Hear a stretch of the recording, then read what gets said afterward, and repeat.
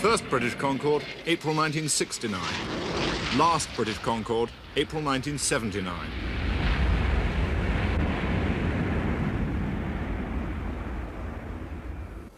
I've enjoyed working on the Concorde. You know, it's been a wonderful aircraft and one I wish we had many more to build.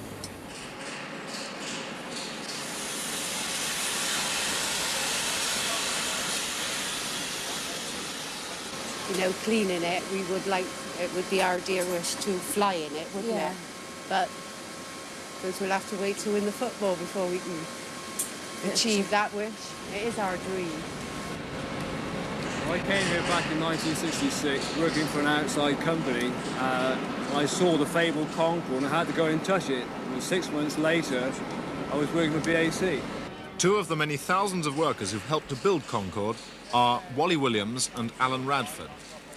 Here at Filton near Bristol, work on the prototypes began in the early 60s. And over the years since then, the workers have grown just as fond and just as proud of their aircraft as boat builders are of their ships. But now, many Concorde workers feel that governments and airlines have let them down. Alan, who's an electrical supervisor, has been involved with Concorde for almost 20 years. His job requires scrupulous attention to detail. Everything has to be precisely right, everything has to be checked and counter-checked. Okay. I'm going to do an overspeed. An overspeed warning. Wonderful. Wally Williams is a mechanical supervisor, and he's concerned with structural matters. Air conditioning systems and so on have occupied him for nearly 15 years working on Concorde. As a supervisor, he's constantly checking other people's work, often in the most inaccessible places. The strut and the clamp, you're getting ready for number 4 testing. All right.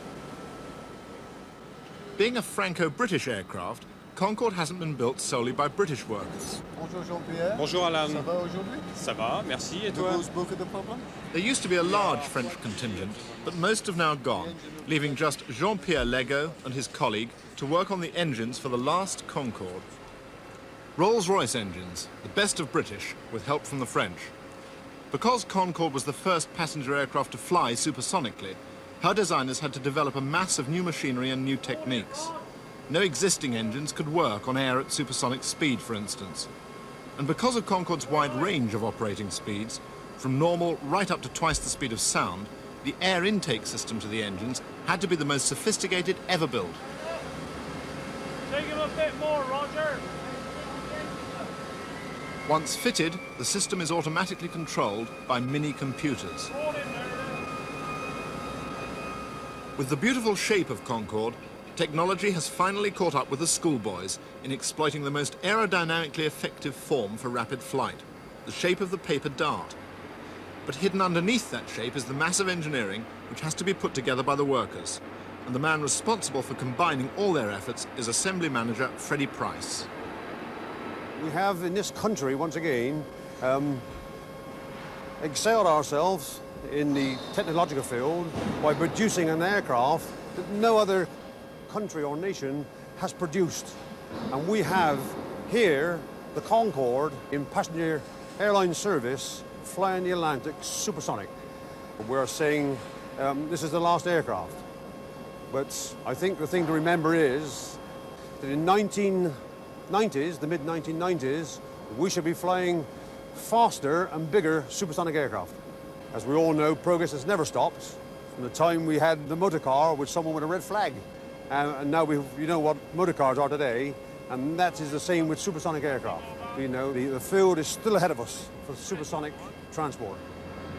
Concorde's extremely long, fine nose is needed for maximum air penetration when flying supersonically. But it's the nose's ability to droop which has probably become the plane's most famous and endearing characteristic. Obviously, it wasn't made to do that in order to look charming, though. The variable geometry droop snoot was designed so that the pilot can lower the long nose and see where he's going when he's landing and taxiing.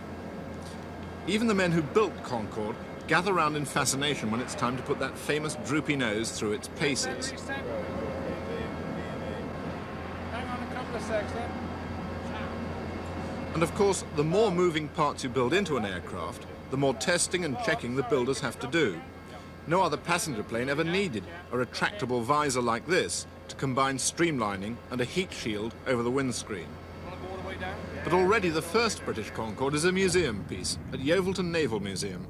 Alan remembers it with affection. Well, this, of course, was the first Old Smoky, the familiar name that everyone gave it because it was a bit of a coal burner. And this, to me, is got to be the best airplane I've ever worked on, actually, because it was our future. This was what it was all about, the first off supersonic in the Western world. We knew at this time the Russians were going alongside of us, but they hadn't even got as far as we got. And this really is a nostalgic moment for me, climbing back on board a museum piece, as it is today. The very first aircraft I worked on and actually flew in. Museum curator Peter Jones found he had a lot to learn from Alan's reminiscences. What was your job when you were here? I'm Back fascinated. in these days, so many years ago, it was probably 12 or 13 years ago, I was an electrician, an aircraft electrician. And I remember lots of problems we had, especially in an area like this, when we had to work behind it. Yes. Imagine trying to wire up in such a closed space, you know. It does really bring back lots of memories to me. Were they happy Yes. memories? Very happy memories, yes. I had my first flight on this aircraft, and I remember coming from the back, still on the ascent out of Fairford, beckoned up by the first observer here Yes. to watch the Mach meter slowly creep round to Now, which Mach is that? 2. Because I haven't The had Mach much time meter. to see this yet. There's a Mach meter. Right, thank you. And to see that creep round to Mach 2, plus Mach 2, is so rewarding after having worked on it, you know. Did you And, celebrate the fact when you did? Oh, yes, yes. Celebrations all round, hot coffee all round, you know. Lots of No champagne? champagne on some flights.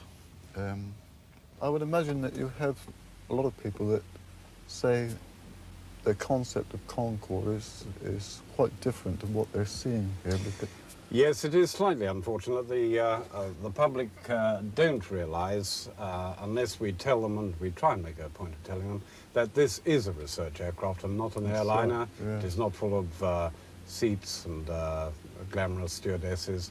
It is a It's a research workhorse, aircraft, that's right. and that's it, and it looks like one. Mm. And for the technically minded people, of course, this is first class. yes, I'm sure it is. Even to me now, looking back over the years, there are so many things that are different. I remember with nostalgia, my job on night shift at Fairford, I used to have to fly this thing around the hangar with my inspector friend who sat where you are now. And we would have the time of our lives going through all the systems, trying to get the aircraft ready for rollout next morning. But it's so different to the present day aircraft that even I would have problems finding things now.